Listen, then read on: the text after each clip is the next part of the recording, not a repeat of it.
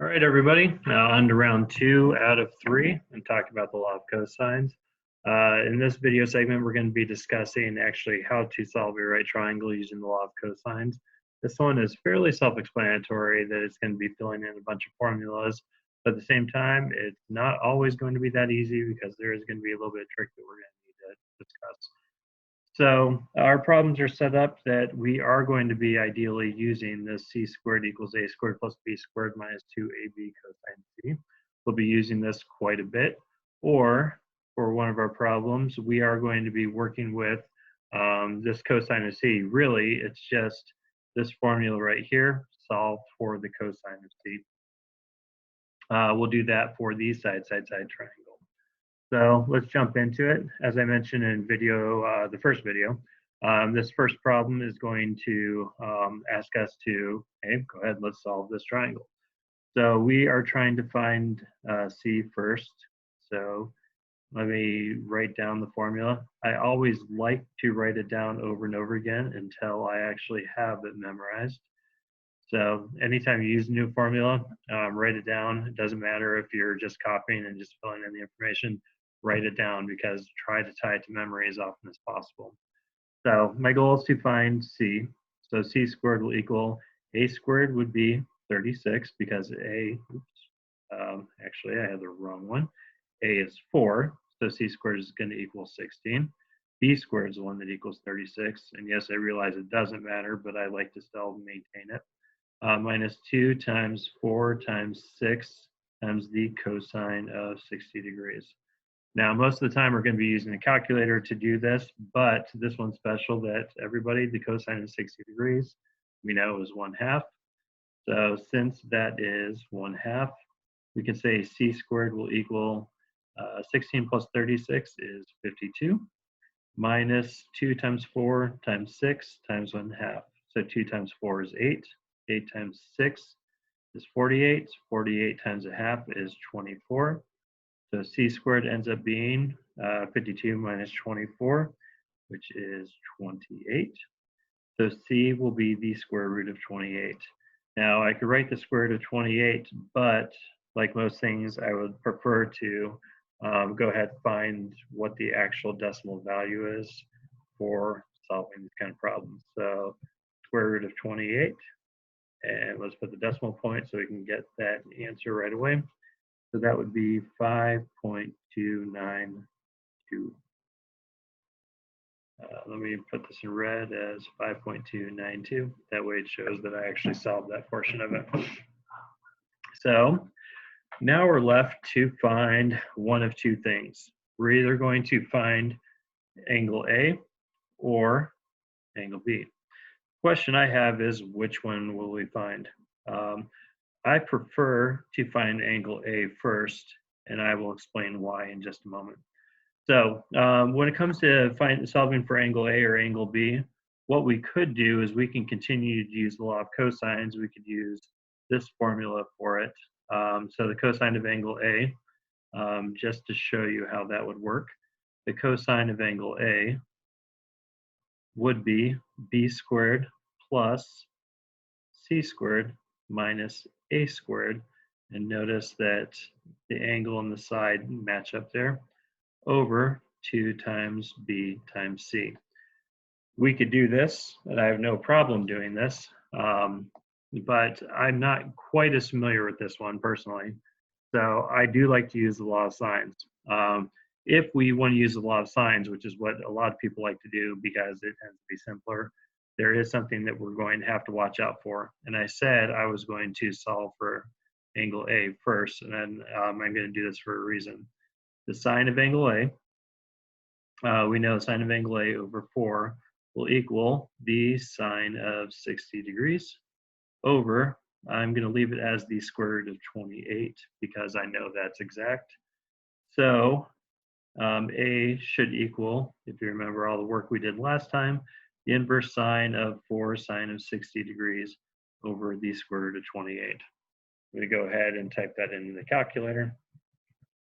So I have the inverse sine of, I'm going to go ahead and make my fraction. So the inverse sine of 4 sine of 60 and divide that by the square root of 28. I probably could just type in the answer, but I'm going to do it this way.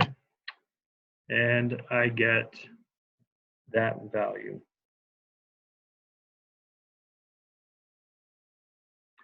And as you could tell by my puzzlement, that's not what I expected out of it. And can anybody tell me why?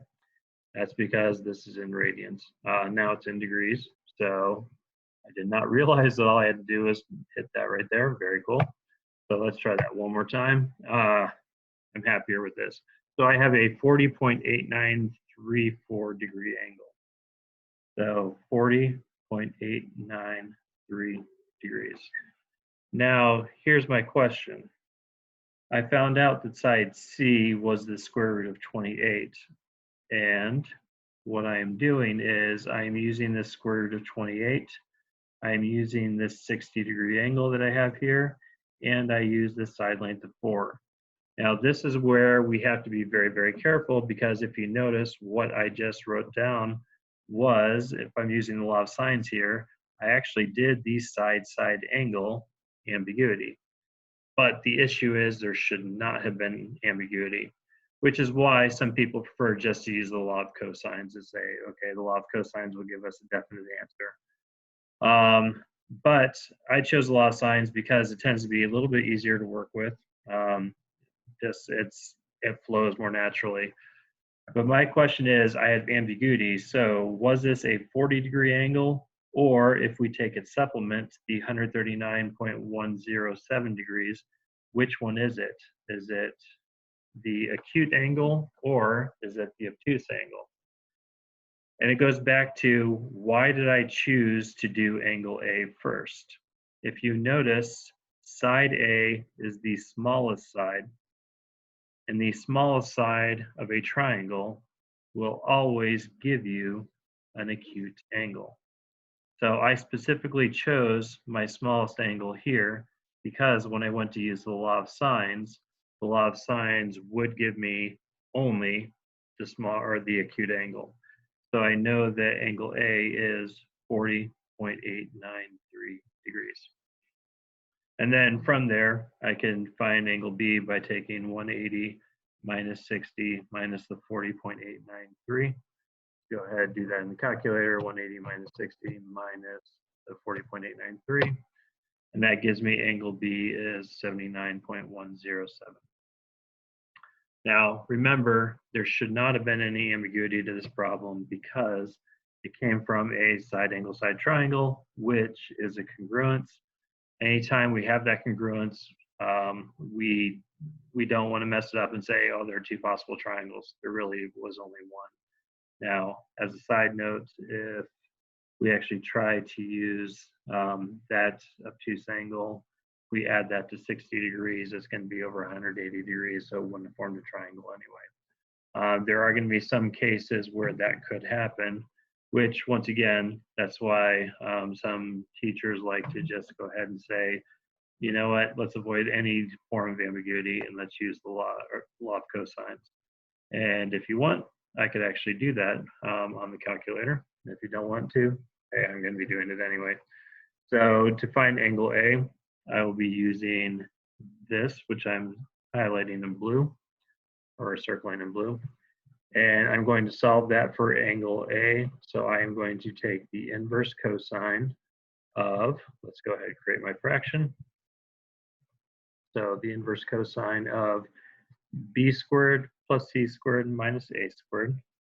So b squared is 36 plus c squared, which if you remember, c is the square root of 28. So that would be 28 minus a squared, so minus 16 over 2 times a, 2 times b, which b is 6, and times c, which is the square root of 28.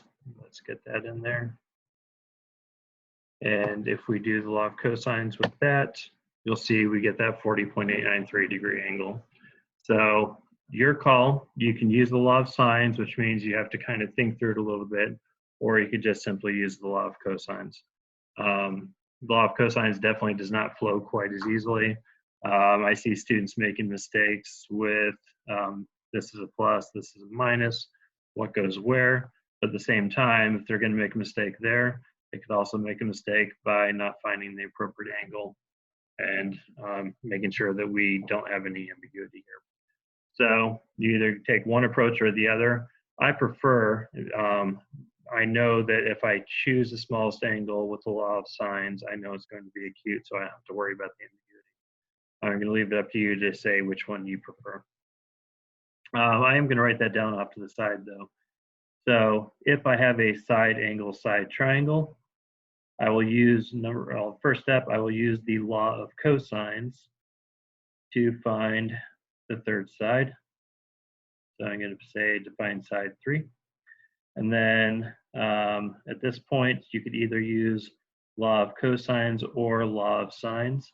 But if you use the law of sines, choose the smallest angle because you know that smallest angle has to be acute. All right. On to our next case, which is going to be the side triangle. So let me go ahead and set up A equals, B equals, C equals, side A equals, side B equals, and side C equals. Let me shift that over just a little bit to give myself some more space. So as I'm drawing this triangle, I'm not sure what the orientation is going to be. Let's just try to match up the sides. Let's say that's 6, that's 8, and that's 12, which means that's angle C.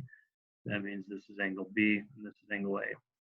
So it is a side triangle, which means I know all 3 sides, but I don't know any of the angles. So this is naturally set up that what should we use? The law of cosines.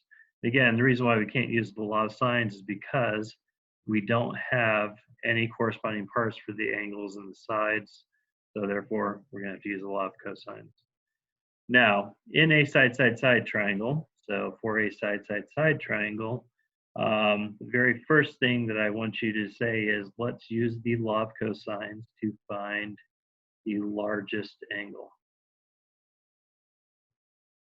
And if you remember, I've been talking about this the entire time. The largest angle has to be opposite the largest side. Now, a lot of people are like, why am I doing the largest angle here where I wanted the smallest angle up here? The smallest angle for the side angle side is because I wanted to guarantee it was acute. For the largest angle, what's important about this is if it's obtuse, then it will show right away. Because if it's obtuse, I'll be using law of cosines. And so if you remember, the cosine of anything between 90 and 180 degrees is negative because that's quadrant 2. So if it's obtuse, it's going to show right away using my law of cosines. And if that's obtuse, then all others are acute because there can only be one obtuse angle in the triangle. Now, on the flip side, what happens if it's acute? If it's acute and the largest angle is acute, then every other angle also has to be acute. You can look at that as like a 50, 50, 80 triangle. The largest one, if that's acute, well, the 2 smaller angles are also acute. So, moral of the story, if you have a side triangle, we always want to find the largest angle first because it's the only one that could be obtuse, and the law of cosines will tell us that right away.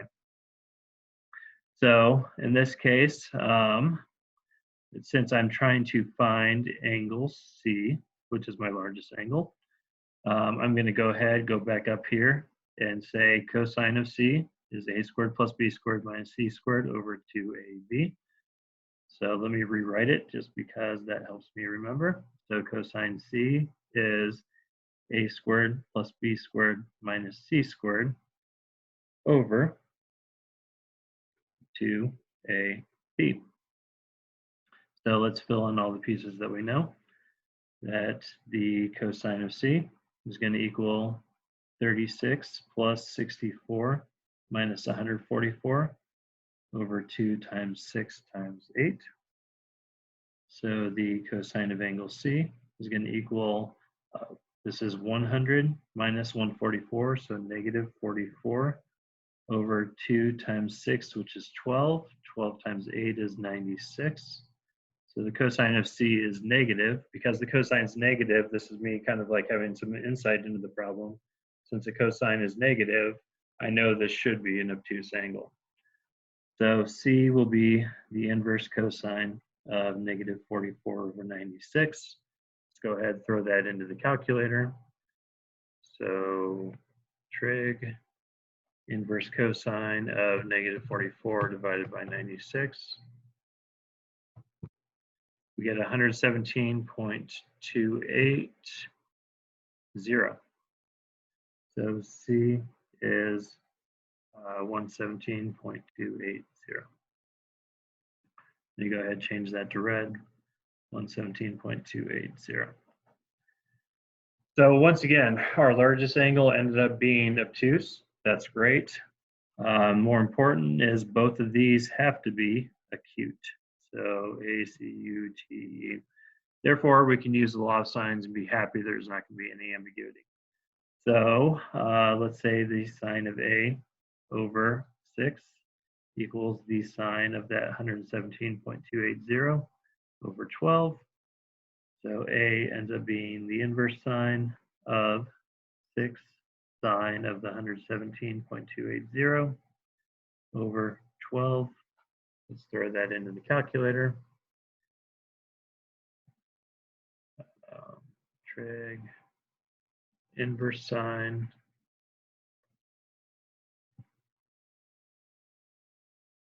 of 6 times the sine of that answer that I just had. And then divide that by 12. 26.384 degrees. So A is about 26.384 degrees.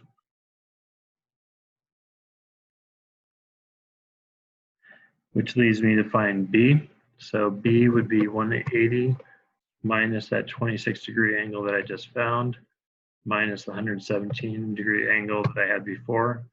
So B ends up being 36.336 degrees. Now, what happens if I'm not sure if I'm correct? Once again, we do have the smallest angle opposite the smallest side. We have the largest angle opposite the largest side, and the medium opposite the medium. So I feel like I'm in pretty good shape.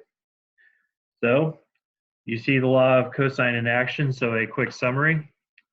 With the law of cosines, if I want to, if I'm working with a side angle side triangle, first thing I'll do is use the law of cosines to find that third side. And then at that point, I will use the law of sines to find the smallest angle, or use the law of cosines if you want to. For a side-side-side triangle, since I have all three sides, I'm immediately choosing the largest angle. Because the law of cosines, I have to use it, and it'll give me either an acute or obtuse angle, and that's the only obtuse one that could possibly be there. All the other angles are acute. So in the third video of this series, we're going to explore different applications of using the law of cosines. So stay tuned for one more video.